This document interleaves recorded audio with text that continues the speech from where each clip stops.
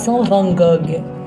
En venant à Arles en cette fin de 19e siècle qui s'étire en longueur, tu poursuis ton rêve méditerranéen à la recherche de la lumière aveuglante de la Provence qui fait resplendir les couleurs pures de la nature.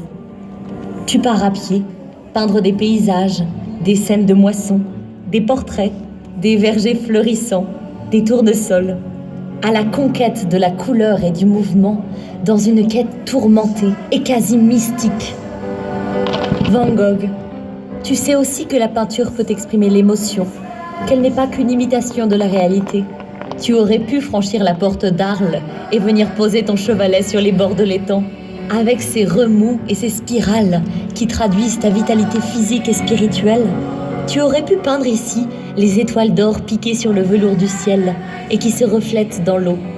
Van Gogh, artiste flamboyant, permet aux peintres du ciel de rajouter leurs étoiles, empruntées au blason de la ville, dans cette nuit constellée.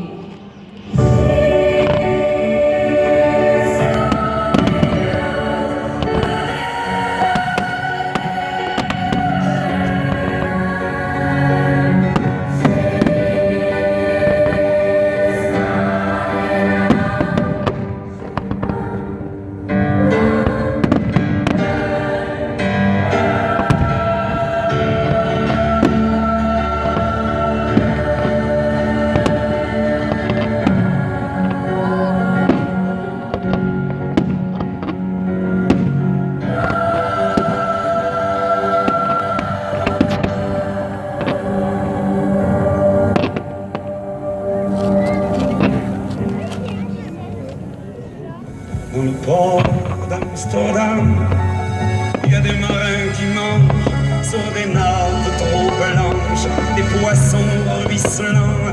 Ils vous montrent des dents à croquer la fortune, à décroisser la lune, à bouffer des haubans. Et ça sent la morue jusque dans le cœur des frites que leurs grosses mains invitent à revenir en pluie, puis se lèvent en riant dans un bruit